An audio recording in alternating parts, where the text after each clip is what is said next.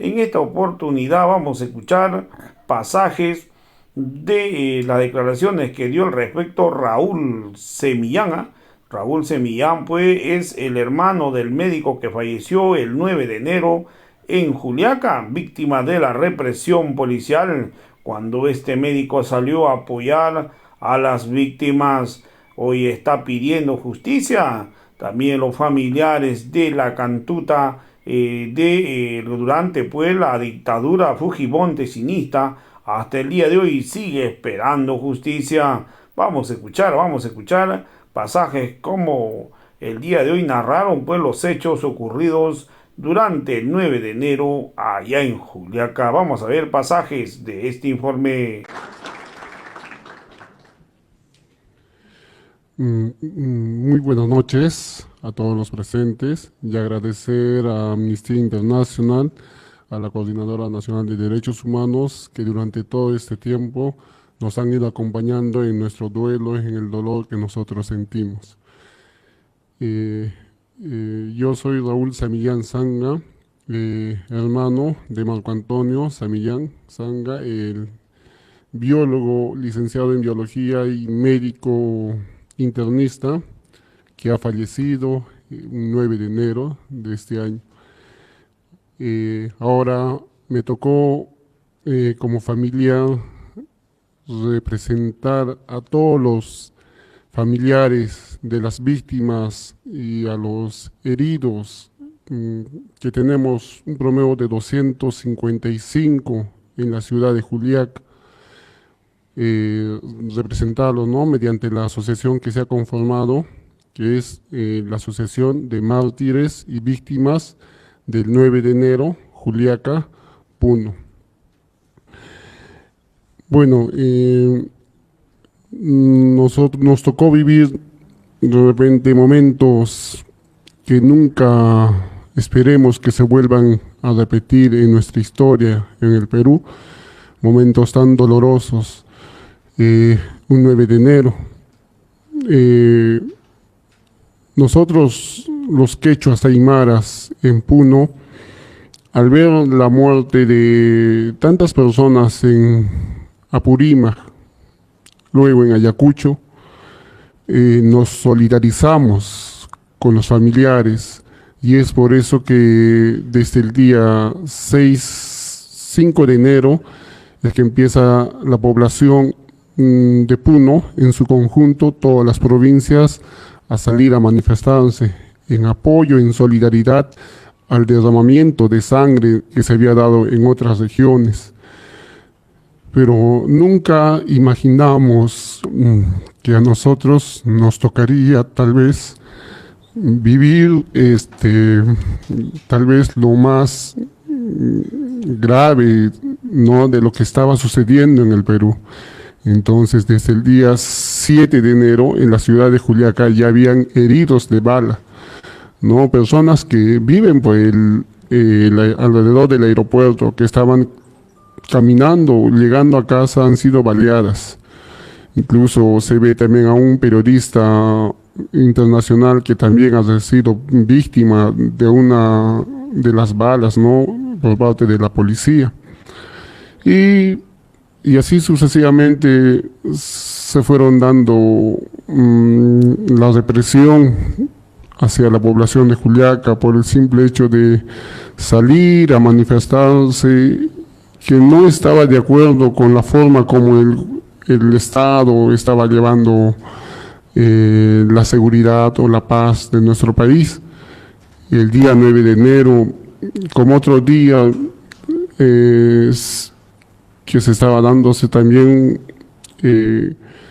nuestros hermanos de la zona norte, que son más quechuas, y la zona sur de Puno, que son los aymaras, habían decidido manifestarse de manera más conjunta para que se sienta de repente su voz, se escuche, ¿no?, y que ya no haya más represión hacia la población.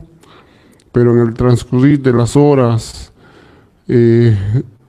las cosas se fueron volviendo de repente un poco dolorosas en nuestra ciudad, debido a que la policía empezó a hacer un uso indiscriminado de armamentos de fuego, como por ejemplo las AKM, que solamente se utiliza en guerras, más no para disuadir a una población que estaba levantando su voz.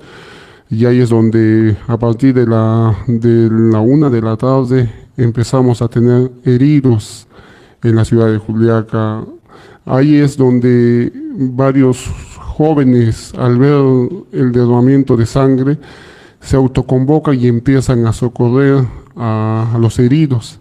Y justamente ahí estaba mi hermano, viendo personas que estaban desangrándose, empiezan ellos a acudirlos y a brindarles estos primeros auxilios, en donde nadie piensa que uno va a ir a acudir a este lugar y le van a quitar la vida. Creo que sale uno a protestar o a levantar su voz, no, porque es un derecho que también tenemos como ciudadanos, y también con eso queremos que el Estado nos escuche, un gobierno que escuche y que atienda algunas necesidades. Pero lamentablemente fueron pasando las horas y empezaron las personas a caer al suelo y nunca más volvieron a levantarse. Y ahí estaban mis hermanos acudiendo justamente a un joven entre 15 años, y le cae la bala por la espalda. Y bueno, y acudimos al hospital porque nos hacen un llamado. Fuimos pensando que se podía recuperar, hacer una bala en la pierna, algo, ¿no? Que no esperábamos que él iba o lo habían quitado la vida.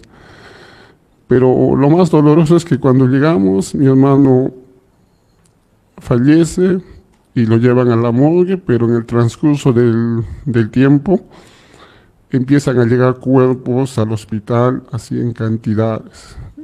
Yo presencié la entrada de unos 12 a 13 cuerpos que estaban tirados en la morgue. Entonces eso incrementó de repente el dolor que siento como familiar. Y eso es lo que nosotros vivimos ese día. Y a esas de las 10, 11 de la noche, la policía siguió matando en las calles que están muy alejadas del aeropuerto, donde las personas caminan, ¿no? Donde creen que no te puede pasar nada, pero llegó la policía hasta estos lugares en donde los quitan la vida a 3 personas.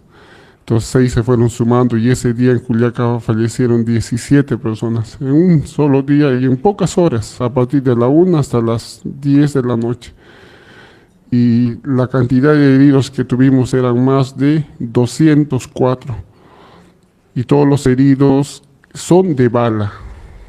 Tenemos las necropsias de los fallecidos, que todos han sido muertos por bala. Y en cuanto a los heridos, en su gran mayoría, de los 204, son heridos de bala, que muchos de ellos, por un milagro de Dios, están con vida, porque la bala les ha atravesado prácticamente a la altura del tórax, el hombro, y ahora algunos de ellos se encuentran con la bala en el cuerpo, y no tenemos la atención del Estado en cuanto a salvaguardar pues sus vidas o a que ellos puedan recuperarse. Están ahorita abandonados, no se tiene esa atención inmediata, ¿no? Para cuidar de sus vidas. Entonces, eso es lo que nosotros hemos vivido y estamos viviendo en estos momentos en la ciudad de Juliaca.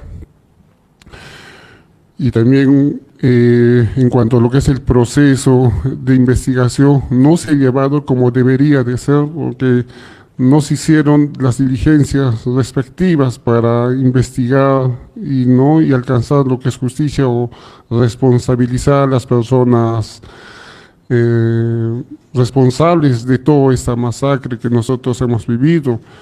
Es por eso que la fiscal de la Nación designa a un fiscal en crimen organizado para que lleve el caso, lo cual no corresponde.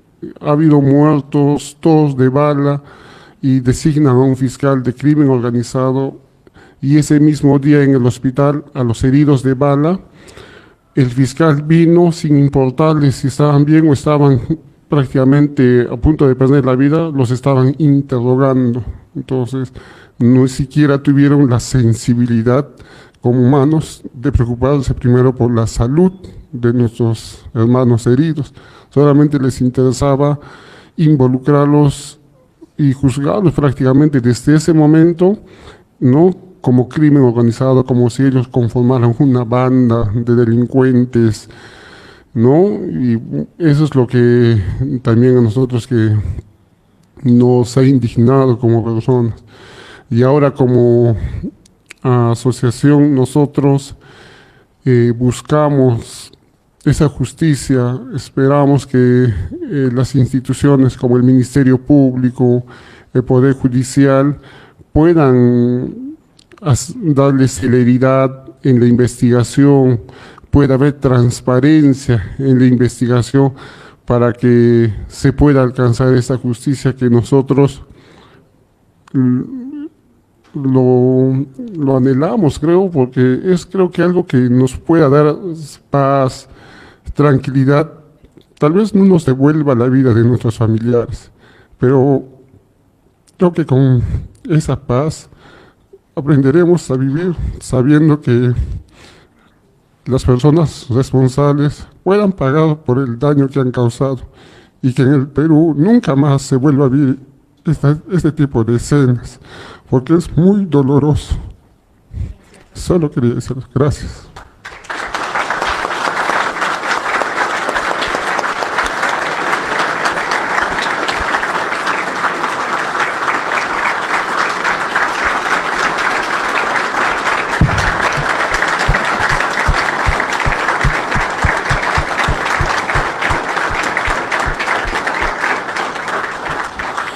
Muchas gracias, Raúl, por compartir con todos nosotros tu testimonio, que ha sido muy, muy duro, por estar aquí y por la lucha que has iniciado desde ese momento hasta ahora y que probablemente continúe hasta que se obtenga justicia, ¿no? Entonces, vamos a pasar a hablar con Quilla, que también nos va a compartir su experiencia. Quilla Tequila. Bueno, ante todo, buenas noches. Gracias a Amnistía, gracias por la invitación y el poder nosotros como familiares manifestarles, ¿no?, lo que hemos venido pasando en este tiempo a raíz de lo sucedido. Bueno, entre las preguntas que me comentaban, una de ellas decía, ¿no?, ¿qué ha significado para ti, tu familia, esta búsqueda de justicia, ¿no? Ya son prácticamente 3 años con lo que estamos ahorita nosotros en este proceso que, claro está, recién estamos iniciando, lo tenemos claro.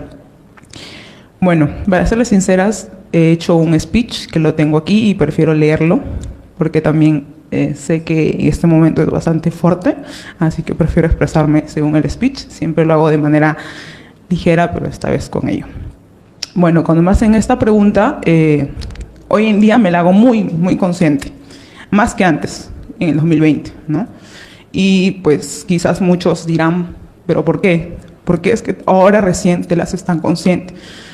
Pues porque justamente escuchando al compañero, los sucesos se repiten y por montón, lastimosamente.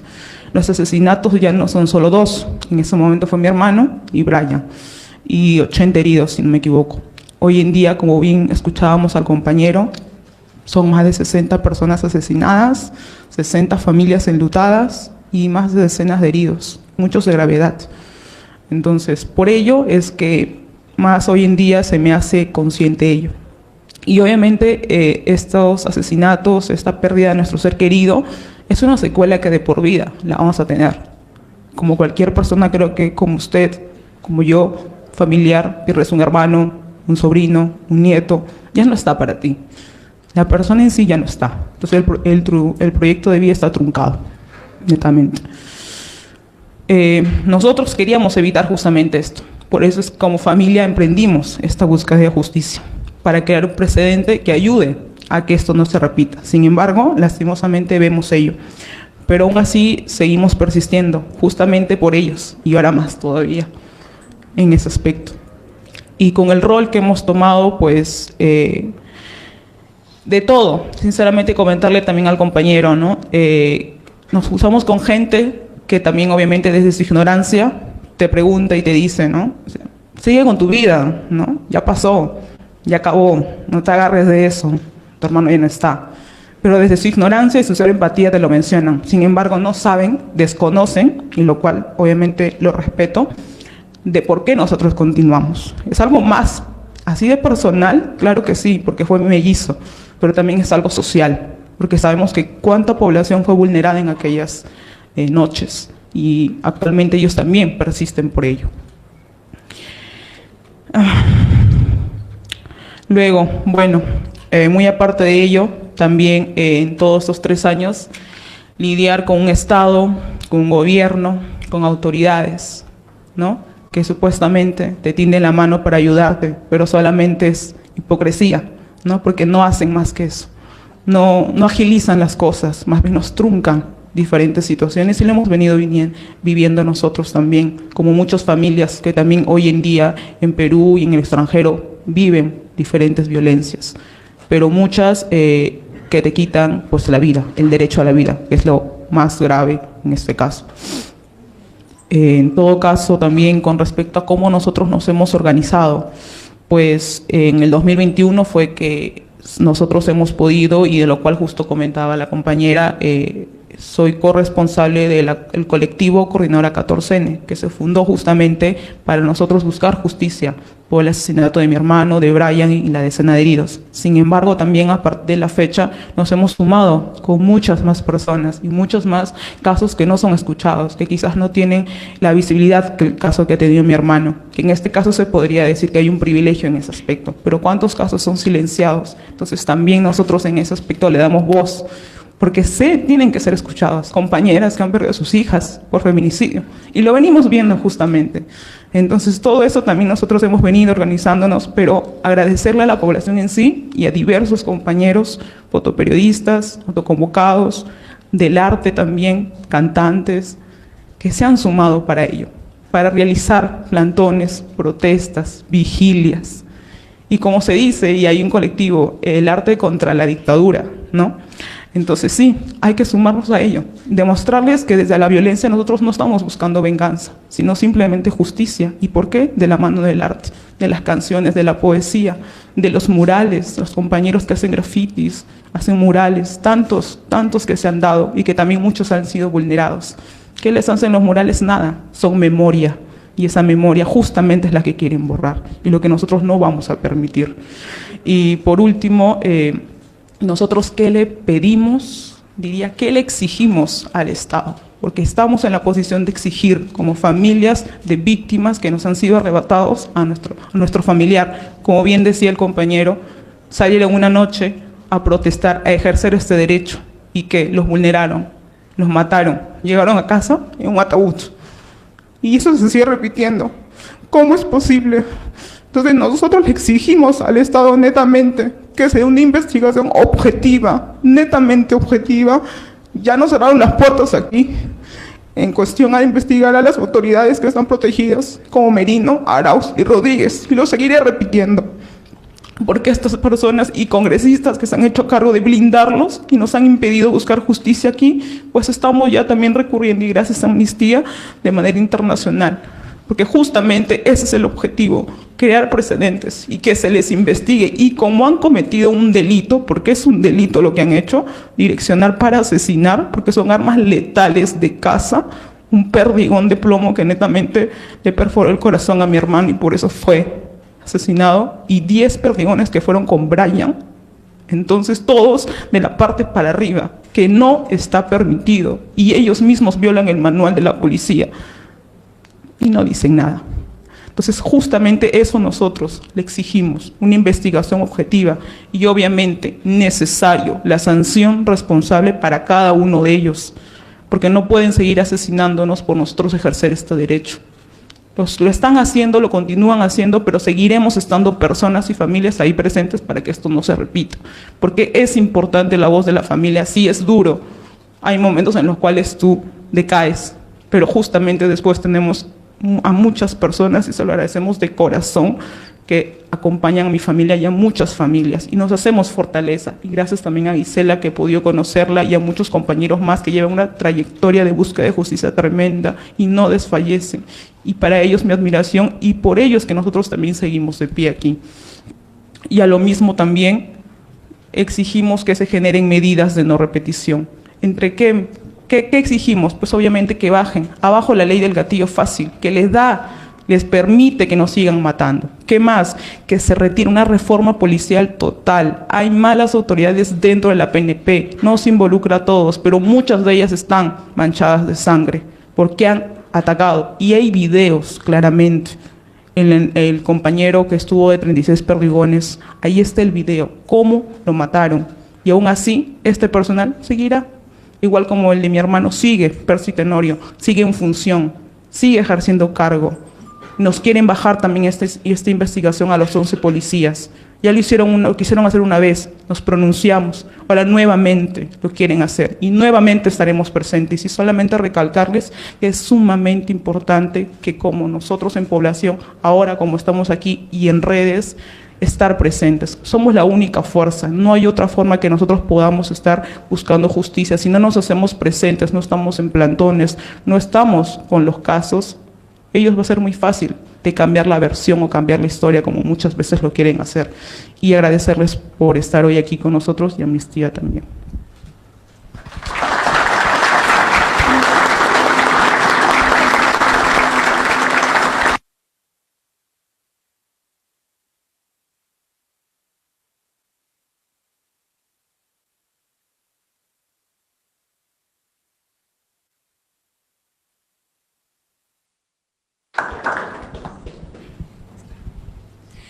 Gracias, Quilla, por compartir la historia de lucha, de la organización que han tenido para buscar justicia, no solamente para Inti, tu hermano, sino para todas las víctimas que recordamos del 14N.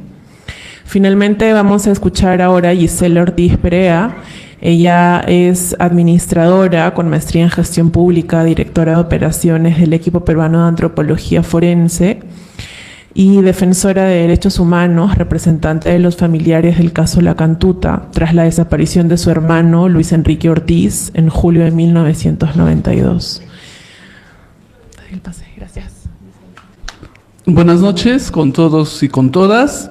Yo quiero empezar expresando mi solidaridad, no solamente con el señor Raúl aquí presente, en representación de la organización de familiares de víctimas de Puno, sino con todos y cada uno de los familiares de las víctimas de los crímenes de este gobierno que han ocurrido en Puno, en Ayacucho, en Abancay, en Satipo, y pedirles perdón porque al final de cuentas, el que casi 100 años de este gobierno autocrático no hayamos podido resolver esta crisis política tiene que ver también con nuestra indiferencia y con esa incapacidad que tenemos como país de no sumarnos, de no reaccionar ante la muerte y de normalizarlo como si fuese una cosa cotidiana y como si fuese una historia fácil de contar y como si no tuviéramos derecho. Y lo digo con vergüenza también, porque en el caso Cantuta tenemos 30 años de lucha con el mismo dolor del primer día. Y tenemos 30 años recordándole al Estado peruano que nos debe la justicia, porque tenemos juicios pendientes, y hay varios como Montesinos, Hermosa Ríos, Martín Rivas, que no tienen condena por el caso Cantuta, porque tenemos familiares desaparecidos y porque hace un mes aproximadamente nos tocó ir a Londres a buscar los restos de nuestros familiares que el Estado dejó olvidado desde el año 93 y que nunca buscó y que nunca nos entregó, y que hemos sido los familiares los que hemos tenido que averiguar dónde estaban esos restos entregados a un laboratorio que ya cerró hace algunos años y hemos podido ubicarlos para traerlos. Y lo cuento esto porque no está bien que un país democrático conviva con esa muerte y con esa injusticia. Y lo digo porque, si bien es cierto, el caso Cantuta puede ser un caso emblemático, por el cual de alguna manera desenmascaramos a la dictadura de Alberto Fujimori, como muchos otros casos, por el cual conocimos de la existencia de un escuadrón de la muerte como el Grupo Colina, por el cual supimos que estudiantes, dirigentes, periodistas fueron asesinados y desaparecidos, y muchos de ellos calcinados durante los años 90, y fue un caso importante, pero así de importante que ni siquiera ha podido culminar en una justicia plena ni en el entierro digno para cada una de las víctimas. Si ese es lo poco que nosotros hemos avanzado, imagínense ustedes lo que puede significar para cientos de familias que ni siquiera han tenido una respuesta de qué fue lo que pasó con sus seres queridos. El propio Registro Nacional de Personas Desaparecidas nos hablan de un poco más de 21,000 peruanos y peruanas que siguen haciendo falta a su familia, que los seguimos extrañando, que los seguimos queriendo y por quienes tenemos que seguir levantando nuestra voz. Y lo digo porque el día de hoy una municipalidad de forma arbitraria clausuró el lugar de la memoria. Y no es solamente la clausura de ese espacio físico, que al final de cuentas es resultado también de la lucha de los familiares, que desde un primer momento exigimos espacios de memoria, no solo para recordar lo que nosotros vivimos, para conmemorar la lucha de los familiares, pero también conmemorar la memoria de nuestros seres queridos. Y denunciar actitudes como esas que en realidad significan atropello de derechos. Ese derecho que tenemos a recordar, al final de cuentas, lo que nos queda de nuestros seres queridos es justamente su memoria. Lo que ellos fueron en vida, si fueron estudiantes, si fueron futbolistas, si fueron alegres, lo que han hecho, lo que hicieron en sus comunidades para quienes fueron dirigentes comunales, toda esa historia colectiva, familiar, individual, que nosotros atesoramos, porque es lo único que nos queda de nuestros seres queridos. Entonces, es impensable que en un país como el nuestro, con 20 años de violencia interna, con miles de muertos, asesinados, desaparecidos, con mujeres violentadas sexualmente, no tengamos espacios para recordar, para estudiar, para aprender justamente esos hechos de violencia que seguimos denunciando y que no queremos que se repitan. Y lo digo esto porque me gustaría también, de alguna manera, pensar que la lucha que los familiares de Cantuta emprendimos hace 30 años realmente tuvo sentido en ese nunca más que tanto lo repetimos. Y duele reconocer que al final se va convirtiendo en una frase que lo decimos para convencernos nosotros mismos que tiene que haber un nunca más, que la respuesta primera que da el Estado peruano no puede ser mandar a policías o al ejército a reprimir, a golpear, a tirar bombas lacrimógenas, a disparar, a asesinar. Yo creo que esa forma como estamos entendiendo la democracia y esa convivencia necesaria entre peruanos, peruanas como ciudadanos, tiene que ser revisada. Y cada uno de nosotros tiene que ser autocrítico también en cómo lo estamos permitiendo y qué es lo que nos toca hacer. Cómo nos movilizamos, no solamente desde esa exigencia política necesaria, sino humana. Y cuando leemos a veces los comentarios de quienes se dicen creyentes, católicos, que defienden la vida, pero justifican la muerte, pero siempre le van a encontrar un sentido al por qué la primera respuesta es el crimen, pero siempre se van a alegrar que nos arrebaten nuestra memoria. Entonces simplemente no lo entendemos, porque estamos creyendo quizás en un Dios distinto, en un Dios que es cómplice, en un Dios que avala la impunidad y que no nos ayuda en esa búsqueda de verdad y de justicia que tanto necesitamos. Entonces, sí creo yo que de esa enseñanza que nosotros hemos ido valorando, construyendo como familiares de Cantuta, en primer lugar, es la solidaridad. No siempre los familiares nos levantamos con las fuerzas suficientes para emprender una nueva lucha, porque esa lucha no se acaba. Porque si tenemos algún expresidente condenado por estos crímenes, todos los días hay una amenaza de revisión y de indulto. La semana pasada, la Corte Suprema ha vuelto a admitir la enésima revisión de la condena. Y para los familiares, ¿cuándo vamos a descansar? ¿No es acaso una sentencia de la Corte Suprema la última instancia de justicia que garantice el derecho que tenemos no solamente a la sanción penal a los asesinos, sino también a la reparación civil? Y eso no se respeta en este país. Cuando por pactos políticos les regalan indebidamente un indulto y somos los familiares los que tenemos que salir a defender nuestro derecho a la justicia. Esa lucha constante contra un Estado y un aparato pensado más bien para la impunidad. Y eso es lo que duele en este momento. Porque estos 60 compatriotas asesinados cobardemente por este gobierno de Dina Boluarte van a tener que recorrer ese largo camino que ya lo hicimos nosotros, para pelearse con todos los funcionarios, con todas las instancias del Estado, para explicar que tienen derecho a la justicia y que tienen derecho a la verdad. Ya ni hablar de la reparación.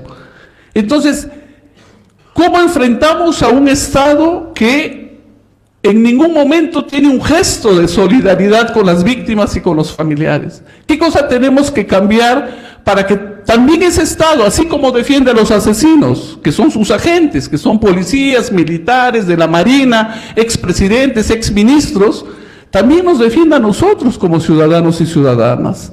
Entonces, yo sí quiero cerrar mi participación expresando mi voluntad de sumarme a la lucha y exigencia de los familiares como Quilla, como su familia, que siempre estamos de manera conjunta en muchas actividades, pero también de los hermanos de Puno y de todas y cada una de las víctimas. Creo que tenemos que fortalecernos entre nosotros, darnos cuenta lo que hemos hecho, lo que ha funcionado, lo que nos toca hacer. Porque más allá de esa estrategia legal tan necesaria, también hay que pensar en una estrategia mediática, también hay que pensar en una estrategia más pública de movilización, de acciones desde el arte, de cómo vamos abriéndonos espacios para hablar de estos hechos. Al final de cuentas, como familiares, también hemos construido este país